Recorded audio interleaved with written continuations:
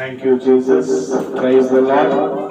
So ದೇವರ ನಾಮಕ್ಕೆ ಸ್ತೋತ್ರವಾಗಲಿ. ಕರ್ತನಲ್ಲಿ ಆತ್ಮೀಯ ಪ್ರೀತಿಯ ದೇವರ ಮಕ್ಕಳೇ, ಒಂದು ಗುರುವಾರದ ಆರಾಧನೆಯ ಬೆಳಗಿನ ಜಾವದಲ್ಲಿ ನಿಮ್ಮೆಲ್ಲರಿಗೂ ಯೇಸು ಕ್ರಿಸ್ತನ ಹೆಸರಿನಲ್ಲಿ ನಾನು ವಂದನೆ ಸಲ್ಲಿಸುತ್ತೇನೆ. Thank you Jesus. ಸೊ ದೇವರ ನಾಮಕ್ಕೆ ಸ್ತೋತ್ರವಾಗಲಿ. ಈಗ ನಮ್ಮ ಒಂದು ಆರಾಧನೆಯ ಪ್ರಾರ್ಥನೆಯ ಕೂಟವನ್ನು ಆರಾಧಿಸುವಾಗ ನಮ್ಮ ಸೇವೆಗಳನ್ನು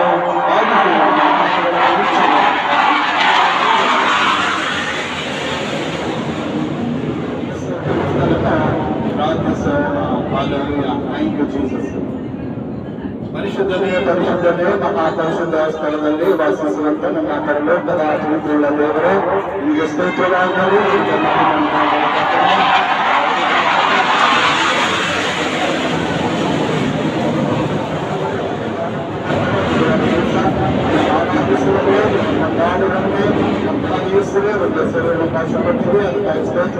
ಈಗ ಹಾಡುಗಳ ಮುಖಾಂತರವಾಗಿ ವಾಕ್ಯದ ಮುಖಾಂತರವಾಗಿ ಧ್ಯಾನಿಸುವಾಗ ನನ್ನ ಆರಾಧಿಸುವಾಗ ಕರ್ತನೆ, ನಿನ್ನ ಕೃಪೆ ಈ ಸ್ಥಳದಲ್ಲಿ ಎದುರು ಬರಬೇಕಂತಾನೆ. ಈ ಒಂದು ಸ್ಥಳ ಯೇಸು ಕ್ರಿಸ್ತನೇ ನಿನ್ನ ಪ್ರಸನ್ನದಿಂದ ನಿನ್ನ ಕೃಪೆಯಿಂದ ತುಂಬಲ್ಪಡಲಿಕ್ಕಂತಾನೆ. ಯೇಸು ನಾಮದಲ್ಲಿ ಅನೇಕ ಆತ್ಮಗಳು ನಿನ್ನ ವಾಕ್ಯ ಕೊಡುವುದಕ್ಕಾಗಿ ಓಡಿ ಬರ್ಲಿಕ್ಕಂತಾನೆ. ಅನೇಕ ಕನ್ಯರ ಕಷ್ಟದಲ್ಲಿ, ದುಃಖದಲ್ಲಿ, ರೋಗದಲ್ಲಿ ನಂತರ ಯೇಸುವಿನ ನಾಮದಲ್ಲಿ ಪ್ರಭೆಲ್ಲ ಪ್ರಾರ್ಥನೆಯಿಂದ ಓಡಿ ಬರ್ಲಿಕ್ಕಂತಾನೆ. ಹೌದು ಕರ್ತನೆ, ಜೀಸಸ್ ಆಶೀರ್ವಾದ ಮಾಡು. ಈಗ ಅನೇಕರಿಗೆ ಸ್ವಲ್ಪ ವಾಕ್ಯನ ಸಾರದಂತೆ ಅನೇಕ ರಕ್ಷಣೆ ಅನ್ನುವಂತೆ ಈ ಒಂದು ಸೇವೆಯನ್ನು ಆಶೀರ್ವಾದ ನಡೆಸಬೇಕೆಂದು ಪ್ರಾರ್ಥಿಸ್ತೇನೆ. ಮತ್ತು ನಾವೊಂದು ಒಂದು ಪ್ರಾರ್ಥನೆ ಆರಾಧನೆಯ ಆ ಮಧ್ಯಸ್ಥನು ಕೊನೆಯವರಿಗೇನಾಗಿರಿಸಬೇಕಂತ ಹೇಳಿ ಯೇಸುವಿನ ನಾಮವನ್ನು ಪ್ರಾರ್ಥಿಸಿ ಬೇಡಿಕೊಳ್ಳುತ್ತೇನೆ ನನ್ನ ಪರಲೋಕದ ಪ್ರೀತಿಯುಳ್ಳ ತಂದೆ. ಆಮೇನ್, ಆಮೇನ್, ಹಲ್ಲೆಲೂಯಾ. ನಿನ್ ಪ್ರೀತಿ ನೀವೆಷ್ಟು ನಿನ್ ಪ್ರೀತಿ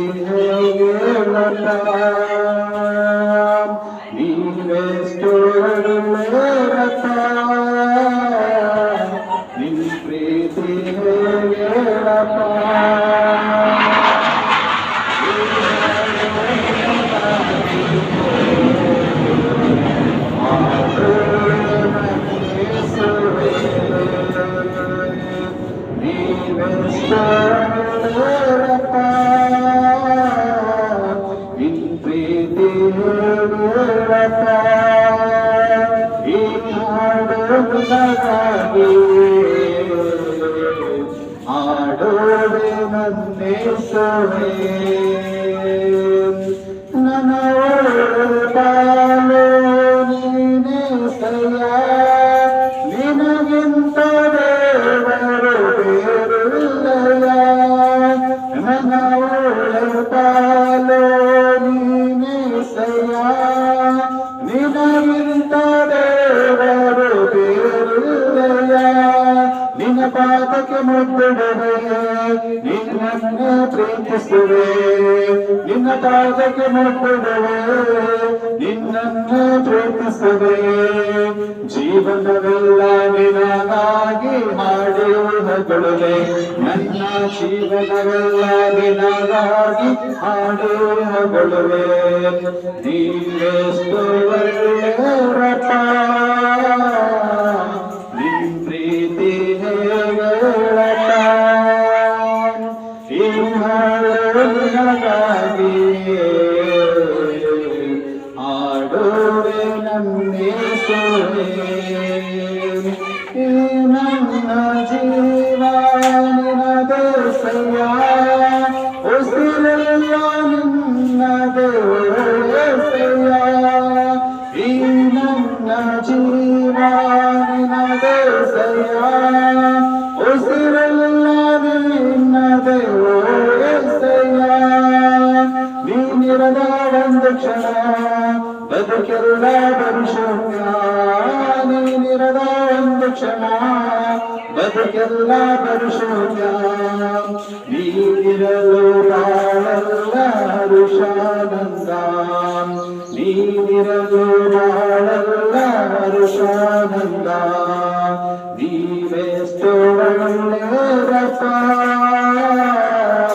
ನಿನ್ ಪ್ರೀತಿ ಹೇಳಪ್ಪ. ಈ ಹಾಡು ನಿನಗಾಗಿ ಹಾಡು ಹಾಡುವೆ ನನ್ನೇಸುವೆ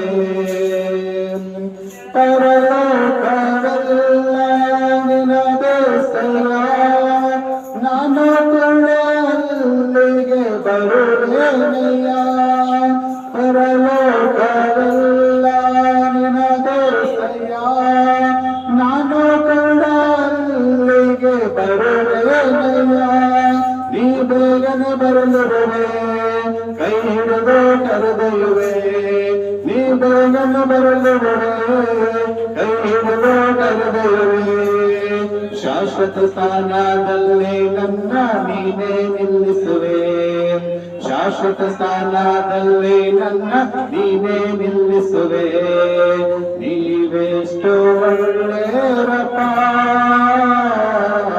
ನಿನ್ ಪ್ರೀತಿ ಹೇಗೆರಪ್ಪ ನೀವೆಷ್ಟು ಒಳ್ಳೆಯರಪ್ಪ ನಿನ್ ಪ್ರೀತಿ ಹೇಗೆರಪ್ಪ ಈ ಹಾಡು ನಿನಗಾಗಿಯೇ ಹಾಡುವೆ ನನ್ನೇಸುವೆ ಈ ಹಾಡು ನಿನಗಾಗಿಯೇ ಹಾಡುವೆ ನನ್ನೇಸುವೆ. Thank you Jesus. ದೇವರನ್ನು ಸ್ತೋತ್ರವಾಗಲು ದೇವರಿಷ್ಟು ಆತನನ್ನು ಆರಾಧಿಸುವಂತೆ ಕೊಟ್ಟಂತಹ ಒಂದು ಅವಕಾಶಕ್ಕಾಗಿ ಆತನನ್ನು ನಾವು ವಂದನೆ ಮಾಡ್ತಾ ಇದ್ದೇನೆ. ಹಾಲೆಲೂಯಾ. ಸೊ ದೇವರನ್ನು ಸ್ತೋತ್ರವಾಗಿ ಕರ್ತನಿಗೆ ಆತ್ಮೀಯ ದೇವರ ಪ್ರೀತಿಯ ಮಕ್ಕಳೇ, ಈ ಒಂದು ಬುಧವಾರದ ಆರಾಧನೆ ಪ್ರಾರ್ಥನೆ ಕೂಟಕ್ಕೆ ತಮ್ಮೆಲ್ಲರಿಗೂ ಆತ್ಮಿಕವಾದ ಸ್ವಾಗತವನ್ನು ನಾನು ಕೋರುತ್ತೇನೆ. ಸೊ ಈ ಬೆಳಗಿನ ಕ್ಷಣದಲ್ಲಿ ದೇವರು ನಮ್ಮ ಆತ್ಮಿಕ ಲಾಭಕ್ಕಾಗಿ ಇವತ್ತು ದಿವಸ ಕೊಟ್ಟಂತಹ ವಾಗ್ದಾನ ವಚನವನ್ನು ಅದರ ದೇವರ ವಾಕ್ಯವನ್ನು ನಾವು ನೋಡಿಕೊಳ್ಳೋಣ. ಸೊ ಯೋಹಾನನ ಬರೆದ ಸುವಾರ್ತೆ 15ನೇ ಅಧ್ಯಾಯ 7ನೇ ವಚನ. Hallelujah, the book of John chapter 15 verse 7. So ಇಲ್ಲಿ ದೇವರ ವಾಕ್ಯ ಹೇಳುತ್ತದೆ, ನೀವು ನನ್ನಲ್ಲಿ ನನ್ನ ವಾಕ್ಯಗಳು ನಿನ್ನಲ್ಲಿ ನೆಲೆಗೊಂಡಿದ್ದಾದರೆ ನೀವು ಪ್ರಾರ್ಥನೆಗೆ ಏನಾದರೂ ಬೇಡಿಕೊಂಡಿದ್ದರೂ ಅದು ನಿಮಗೆ ಕೊಡುವೆನೆಂಬುದಾಗಿ. ಹಲ್ಲೆಲೂಯಾ. ದೇವರ ಸ್ತೋತ್ರವಾಗಲಿ.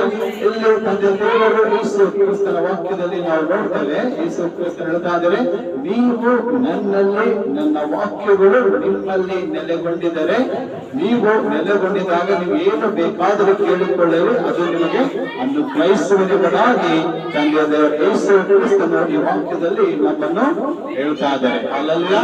ಸೊ ದೇವರ ಸ್ತೋತ್ರವಾಗಲಿ. ಕರ್ತನಲ್ಲಿ ಆತ್ಮೀಯ ದೇವರ ಮಕ್ಕಳೇ, ಸೊ ಇಲ್ಲಿ ದೇವರ ವಾಕ್ಯ ನೋಡುವಾಗ ಯೇಸು ಕ್ರಿಸ್ತನು ಏನು ಹೇಳ್ತಾ ಇದ್ದಾರೆ, ನಾವೇನಾಗಬೇಕಂತೆ ಆತನಲ್ಲಿ ಇರಬೇಕಂತೆ. ಹಲ್ಲೆಲೂಯಾ.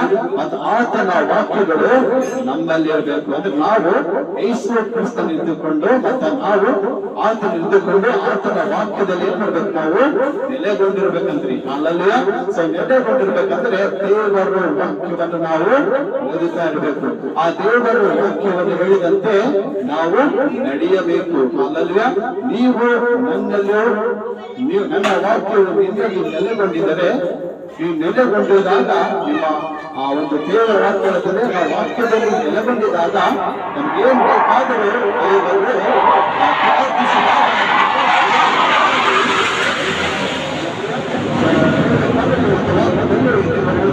ನಾನೇ ನಿಜವಾದ ದ್ರಾಕ್ಷ ಬಳ್ಳಿಗಳಂತೆ. ಸೊ ದೇವರು ಯೇಸು ಕ್ರಿಸ್ತನು ಏನಾಗಿದ್ದಾರೆ, ಅದರ ದ್ರಾಕ್ಷ ಬಳ್ಳಿ ಆಗಿದ್ದಾನೆ, ನೀವು ಏನಾಗಿದ್ದರಂತೆ ಕೊಂಬೆಗಳಾಗಿದ್ದೇವೆ.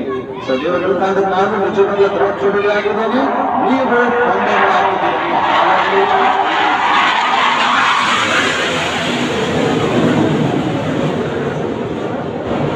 ನಾವೇನಾಗಿದ್ದೇವಂತೆ ಕೊಂಬೆಗಳಾಗಿದ್ದೇವಂತೆ. ಸೊ ಆ ಕೊಂಬೆಗಳು ಆ ದ್ರಾಕ್ಷ ಬಳ್ಳಿಯಿಂದ ಆ ದ್ರಾಕ್ಷ ಬಳ್ಳಿ ಇದ್ದಾಗ ಮಾತ್ರ ಅವೇನ್ ಮಾಡ್ತೇವೆ, ಹಚ್ಚ ಹಸಿರಾಗಿ ಚಿಗುರುತ್ತವೆ. ಒಂದು ವೇಳೆ ಆ ಕೊಂಬೆಗಳು ಆ ದ್ರಾಕ್ಷ ಒಂದು ಬಳ್ಳಿಯನ್ನು ಬಿಟ್ಟು ಅಗಲ ಮಾಡಿದರೆ ಅದು ಏನಾಗುತ್ತೆ, ಒಣಗೋಗುತ್ತೇನೆ. ಅದೇ ರೀತಿ ಕರ್ತನಾದ ಯೇಸು ಕ್ರಿಸ್ತನು ಹೇಳ್ತಾ ಇದ್ರೆ, ಯಾವ ರೀತಿ ಆ ದ್ರಾಕ್ಷ ಬಳ್ಳಿಯಲ್ಲಿ ಆ ಕೊಂಬೆಗಳು ಇರುವುದಾದರೆ ಅದು ಚಿಗುರುತ್ತಾ ಅದು ಫಲ ಕೊಡುವಂತದ್ದಾಗಿದೆ ಎಂಬುದಾಗಿ ನೋಡ್ತೇವೆ. ಅದೇ ರೀತಿ ನಮ್ಮ ದೇವರ ಯೇಸು ಕ್ರಿಸ್ತನಲ್ಲಿ ಸೊ ನಾವೇನಾಗ್ಬೇಕಂತೆ, ಆತನ ವಾಕ್ಯದಲ್ಲಿ ನಾವು ನೆಲೆಗೊಂಡಿರಬೇಕು. ಸೊ ವಾಕ್ಯದಲ್ಲಿ ನೆಲೆಗೊಂಡು ಆ ದೇವರ ವಾಕ್ಯದಂತೆ ನಾವು ನಡೆದಾಗ ನಮಗೇನಾಗುತ್ತೆ, ನಮ್ಮ ಪ್ರಾರ್ಥನೆಗೆ ಉತ್ತರ ಸಿಗುತ್ತೆ. ಅಲ್ಲಲ್ವೇ ಇವತ್ತು ಅನೇಕ ರೀತಿಯಲ್ಲಿ ನಾವು ನೋಡ್ತೇವೆ, ನಮ್ಮ ಪ್ರಾರ್ಥನೆಗೆ ಉತ್ತರ ಸಿಗ್ತಾ ಇಲ್ಲದಾಗಿ ನಾವು ದೇವರಿಗೆ ಏನ್ ಮಾಡ್ತಾ ಇದೀವಿ, ಗುಣಗುಡ್ತಾ ಇದ್ದೇವ್ರಿ. ಸೊ ಅದಕ್ಕ ಯಾರ ಕಾರಣ? ನಾವೇ ಕಾರಣ, ನಮ್ದೇ ತಪ್ಪು. ಯಾಕಂದ್ರೆ ಆ ದೇವರ ವಾಕ್ಯದಲ್ಲಿ ನಾವು ನೆಲೆಗೊಳ್ಳಲಿಲ್ಲ ಅಂದ್ರೆ ಆ ನಮ್ಮ ಪ್ರಾರ್ಥನೆಗೆ ಉತ್ತರ ಸಿಗೋದಿಲ್ಲ. ಸೊ ಒಂದು ಮರ ಇದೆ ಅಂದ್ರೆ ಆ ಮರಕ್ಕ ಆ ಕೊಂಡೆಗಳನ್ನ ಮಾಡ್ತೀವಿ ನಾವು, ಆ ಕಡೆದು ಬಿಸಾಡಿದ್ರೆ ಏನಾಗುತ್ತೆ, ಅಲ್ಲಿ ಯಾವುದೇ ಫಲ ಸಿಗೋದಿಲ್ಲ. ಅಲ್ಲಲ್ಲಿ ಆ ಒಂದು ಮರದಿಂದ ಕೊಂಡೆ ನಾವು ಕಡಿದು ಹಾಕಿದಾಗ ಅದು ಬೇರೆ ಏನಾಗುತ್ತೆ, ಬಿಸಾಡಿದಾಗ ಒಣಗೋಗುತ್ತೀರಿ. ಈ ಒಣಗೋಗಿರುವಂತಹ ಕೊಂಡೆ ಏನಕ್ಕೆ ಯೂಸ್ ಆಗುತ್ತೆ? ಒಲೆಯಲ್ಲಿ ಸುಡೋದಕ್ಕೋಸ್ಕರ ಮಾತ್ರ ಯೂಸ್ ಆಗುತ್ತೆ. ಅಲ್ಲಲ್ಲಿ ಅದಕ್ಕೆ ಕರ್ತನಲ್ಲಿ ದೇವರ ಮಕ್ಕಳೇ, ಸೊ ಯಾವ ರೀತಿ ದ್ರಾಕ್ಷ ಬೆಳೆಯಲ್ಲಿ ಆ ಕೊಂಡೆ ಇರೋದಾದ್ರೆ ಅದು ಏನಾಗುತ್ತೆ, ಚಿಗುರುತ್ತಾ ಇರುತ್ತೆ. ಸೊ ಅದಕ್ಕೇನಾಗುತ್ತೆ, ಕಾಯಿ ಬರುತ್ತೆ, ಸೊ ಹೂ ಬಿಡುತ್ತೆ, ಕಾಯಿ ಬರುತ್ತೆ. ಸೊ ಅದರಿಂದ ಫಲ ಸಿಗುತ್ತೆ ರೀ. ಎಲ್ಲಿದ್ರ ದ್ರಾಕ್ಷ ಬೆಳೆಯಲ್ಲಿ ಆ ಕೊಂಬೆ ಇರುವುದಾದರೆ ಅದು ಫಲ ಕೊಡುತ್ತೆ. ಈ ಕೊಂಬೆಯಲ್ಲಿ ಆ ದ್ರಾಕ್ಷ ಬೆಳೆಯಲ್ಲಿ ಒಂದು ಕೊಂಬೆ ಇರ್ಲಿಲ್ಲ ಅಂದ್ರೆ ಅದು ಬೇರೆ ಮಾಡಿದ್ರೆ ಅದಕ್ಕೇನ್ ಸಿಗಲ್ಲ, ಸರಿಯಾಗಿ ನೀರು ಸಿಗಲ್ಲ, ಗಾಳಿ ಸಿಗಲ್ಲ, ಬೆಳಕು ಸಿಗಲ್ಲ. ಅದಕ್ಕೆ ಏನಾಗುತ್ತೆ, ಒಣಗೋಗ್ತೀವಿ. ಈಗ ಅದು ಕೊಂಬೆ ಅಂತ ಆ ದ್ರಾಕ್ಷಿಯಿಂದ ಬೇರ್ಪಟ್ಟು ಮಾಡಿದಾಗ ಏನಾಗುತ್ತೆ, ಅದು ನೆಲಕ್ಕೆ ಬೇರೆ ಕಡೆ ಸಪರೇಟ್ ಮಾಡಿದಾಗ ಅದು ಬೆಳಕು ಸಿಗಲ್ಲ, ನೀರು ಸಿಗಲ್ಲ, ಮತ್ತ ಯಾವುದೇ ರೀತಿ ಗಾಳಿನೂ ಸಿಗಲ್ಲ. ಅಲ್ಲಿ ಏನಾಗುತ್ತೆ, ಒಣಗೋಗ್ತೀವಿ. ಅದಕ್ಕೆ ಕರ್ತನಲ್ಲಿ ದೇವರ ಮಕ್ಕಳೇ, ಆ ನಿಜವಾದ ದ್ರಾಕ್ಷಿ ಬೆಳೆಗೆ ಕ್ರಿಸ್ತನಾಗಿರುವಾಗ ನಾವೇನಾಗಿದ್ದೇವೆ, ಕೊಂಬೆಗಳಾಗಿದ್ದೇವೆ. ಇವತ್ತು ನಾವು ಕರ್ತನಲ್ಲಿ ಆ ದೇವರ ಯೇಸು ಕ್ರಿಸ್ತನ ವಾಕ್ಯದಲ್ಲಿ ನೆಲೆಗೊಂಡು ನಾವು ಆತನಲ್ಲಿ ಇರುವಾಗ ನಮ್ಮ ಪ್ರಾರ್ಥನೆಯಲ್ಲಿ ನಾವು ಏನೇ ಬೇಡ್ಕೊಂಡ್ರು, ಸೊ ದೇವ್ರು ಇಂತೆ ಅಂತ ಹೇಳಿಲ್ಲ, ಇಷ್ಟೇ ಅಂತ ಹೇಳಿಲ್ಲ, ಇದನ್ನೇ ಅಂತ ಹೇಳಿಲ್ಲ, ಅದನ್ನೇ ಅಂತ ಹೇಳಿಲ್ಲ. ನೀವು ಪ್ರಾರ್ಥನೆಯಲ್ಲಿ ಏನೇನು ಬೇಡಿಕೊಳ್ಳುತ್ತೀರೋ ಅದನ್ನು ನಿಮಗೆ ಹುಡುಗರೆ ಎಂಬುದಾಗಿ ಹೇಳ್ತಾ ಇದ್ದಾರೆ. ನೀವು ಏನ್ ಮಾಡ್ಬೇಕಂದ್ರೆ ನಾವು ದೇವರ ವಾಕ್ಯದಲ್ಲಿ ನೆಲೆಗೊಳ್ಳಬೇಕು. ಅಲ್ಲಲ್ವೇ ಸೊ ನಾವು ಅಲ್ಲಿ ನೆಲೆಗೊಳ್ತೀವಲ್ಲ, ಸೊ ಕರೆಕ್ಟ್ ಆಗಿ ನಾವು ದೇವರ ಪ್ರಾರ್ಥನೆಯಲ್ಲಿ ನೆಲೆಗೊಂಡದಾದರೆ, ಸೊ ದೇವರು ಹೇಳ್ತಾ ಇದ್ದಾರೆ, ಯೋಹಾನನ ಬರೆದ ಸುವಾರ್ತೆ 15ನೇ ಅಧ್ಯಾಯ 7ನೇ ವಚನದಲ್ಲಿ ಸ್ಪಷ್ಟವಾಗಿ ಹೇಳ್ತಾ ಇದ್ದಾರೆ, ನಾವು ದೇವರ ವಾಕ್ಯದಲ್ಲಿ ನೆಲೆಗೊಳ್ಳಬೇಕು ಅನ್ನೋದಾಗಿ.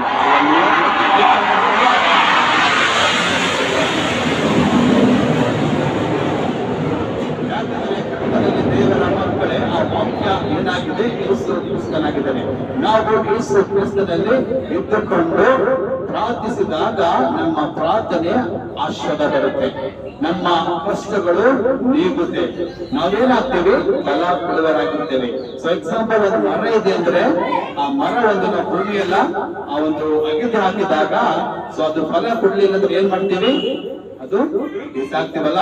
ಇದು ಭೂಮಿಗೆ ಭಾರ ಆಗಿದೆ, ಇದು ಇಷ್ಟು ವರ್ಷ ಇತ್ತು, ಇದಕ್ಕೆ ಅಗಿದು ನೀರಾಗ್ತಾ ಇದೀನಿ, ಇದಕ್ಕೆ ಪ್ರತಿಯೊಂದು ಚೆನ್ನಾಗಿ ನೋಡ್ಕೊತಾ ಇದೀನಿ, ಒಳ್ಳೆ ಗಾರ್ಡನಿಂಗ್ ಮಾಡ್ತಾ ಇದೀನಿ, ಆದರೂ ಕೂಡ ಈ ಮರ ಏನ್ ಮಾಡ್ತಾ ಇದೆ, ಫಲ ಕೊಡ್ತಾ ಇಲ್ಲ ಅಂತ ಹೇಳಿ ನಾವೇನ್ ಮಾಡ್ತೀವಿ, ಇದರಿಂದ ಈ ಭೂಮಿ ಇಷ್ಟು ನೆಲ ವೇಸ್ಟ್ ಆಗ್ತದಲ್ಲ ಅಂತ ಹೇಳಿ ನಾವೇನ್ ಮಾಡ್ತೀವಿ, ಆ ಮರ ಏನ್ ಮಾಡ್ತೀವಿ, ಆ ಕಡ್ದಾಕ್ತಿವಿ. ಅಲ್ಲಲ್ವೇ ಅದಕ್ಕೆ ದೇವರ ವಾಕ್ಯದಲ್ಲಿ, ಕರ್ತನಲ್ಲಿ ಆತ್ಮೀಯ ದೇವರ ಮಕ್ಕಳೇ, ನಾವು ಯೇಸು ಕ್ರಿಸ್ತನನ್ನೇ ನಂಬಿದಾಗ ನಾವೇನ್ ಏನಾಗಬೇಕು, ಫಲ ಕೊಡುವರಾಗಿರ್ಬೇಕ್ರಿ. ಅಲ್ಲಲ್ವೇ ಯಾವ ರೀತಿ ಒಂದು ಮರ ಹಚ್ಚಿದಾಗ ಅದು ಫಲ ಕೊಡುತ್ತೆ, ಮತ್ತೆ ಅದು ದೊಡ್ಡದಾದಾಗ ಅನೇಕ ಜನರಿಗೆ ಅಲ್ಲಿ ಬಂದು ಕೂಡಕ್ಕೆ ನೆರಳು ಕೊಡ್ತೀರಿ. ಒಂದು ಮರ ದೊಡ್ಡದಾದ್ರೆ ಏನ್ ಮಾಡುತ್ತೆ, ಅದು ಕೊಂಬೆಗಳು ದೊಡ್ಡದಾಗುತ್ತೆ, ಅದಕ್ಕೆ ಹಣ್ಣುಗಳು ಬರುತ್ತೆ, ಫಲಗಳು ಸಿಗುತ್ತೆ, ಅದರಿಂದ ಹಣ್ಣು ತಿನ್ಬಹುದು.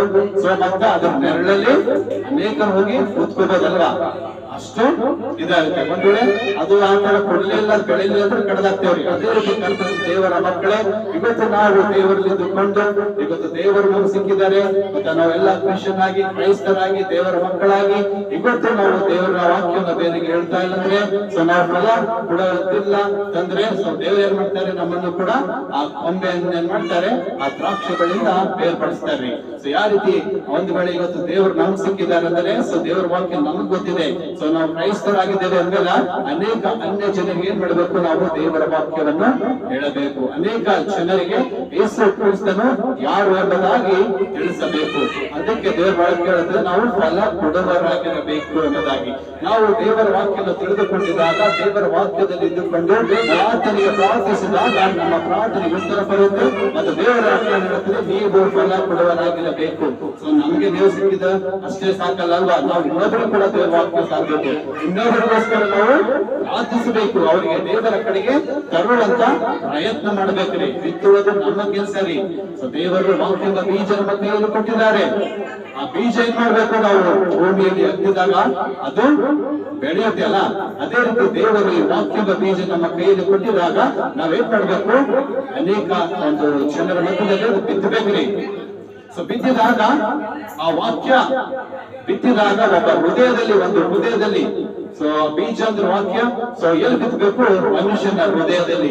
ಸೊ ಅನೇಕ ದೇವರ ಬಗ್ಗೆ ಗೊತ್ತಿರದಂತ ಜನರಲ್ಲಿ ನಾವು ಹೃದಯದಲ್ಲಿ ಏನ್ ಮಾಡಬೇಕು, ದೇವರ ವಾಕ್ಯವನ್ನು ಬಿತ್ತಬೇಕು.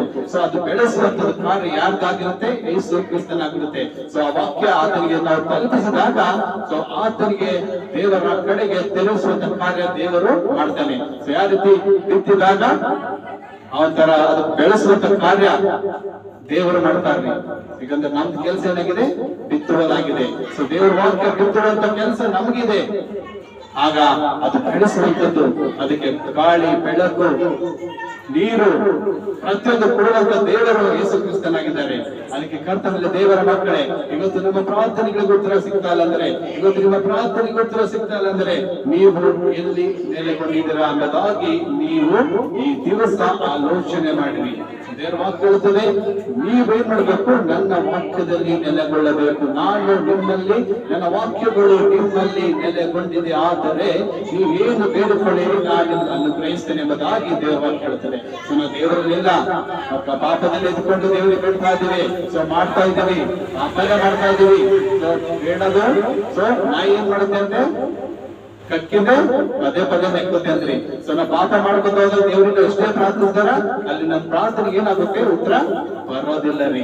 ಸೊ ಅನೇಕ ರೀತಿಯಲ್ಲಿ ನಾವು ಒಂದು ಕೆಟ್ಟ ಚಟಗಳು ನಾವು ಬಿಡ್ಲಿಲ್ಲ. ಸೊ ಅದೇ ರೀತಿ ಇದ್ಕೊಂಡು ಮತ್ತೆ ದೇವರ ಹತ್ರ ಎಷ್ಟು ಮರ ಇಟ್ಟರು ಆ ಪ್ರಾರ್ಥನೆಗೆ ಉತ್ತರ ಬರಲ್ಲ.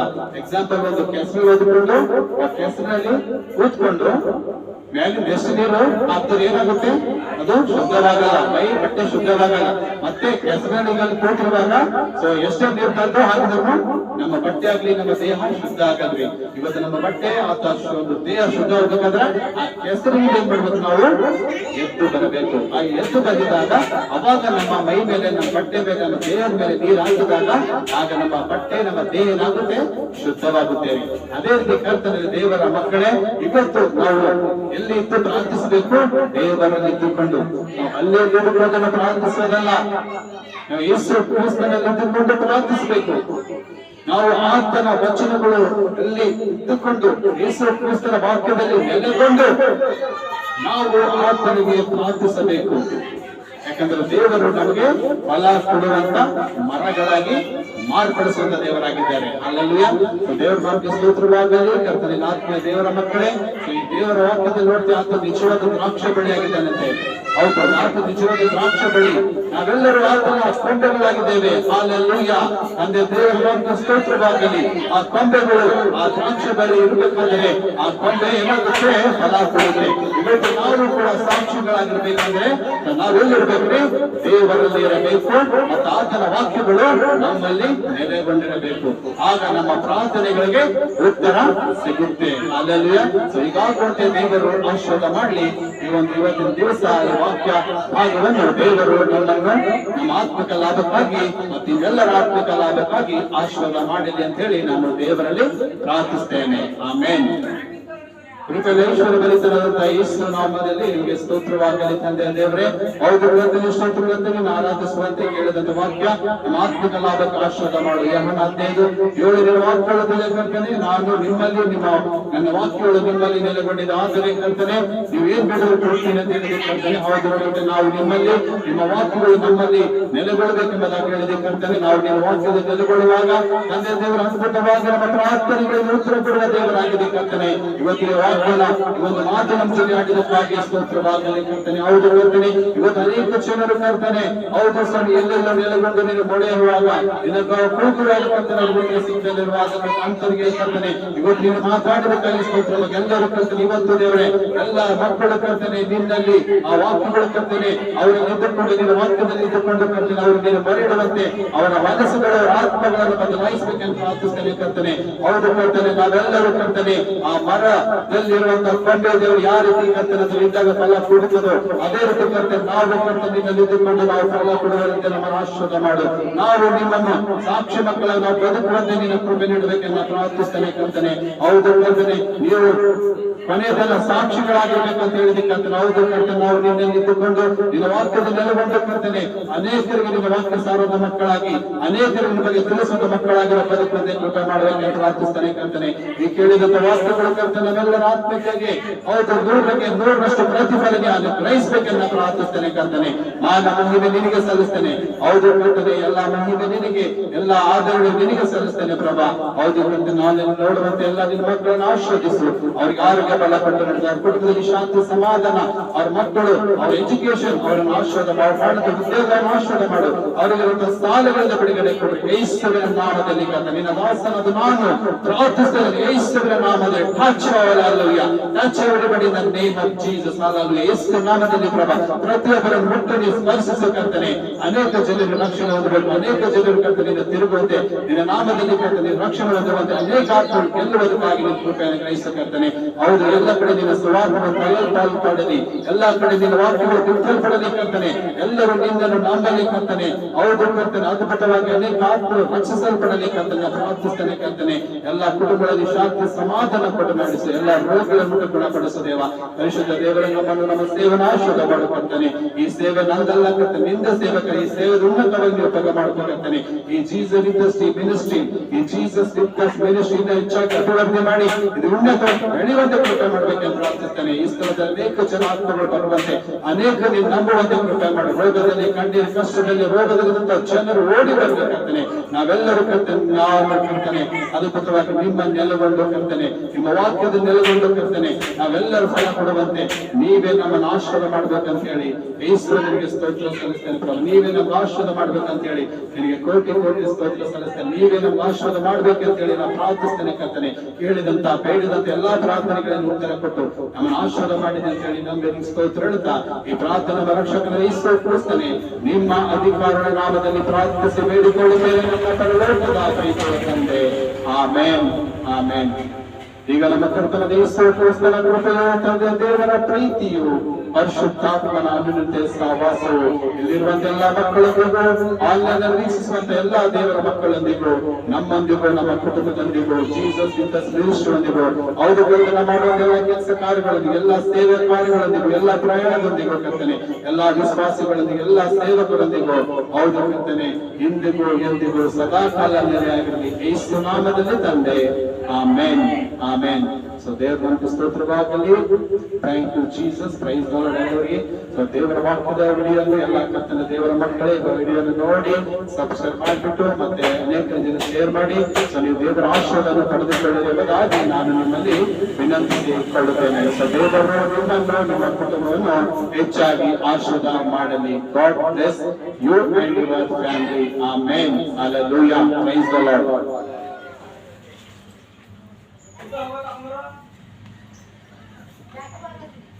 Ôi,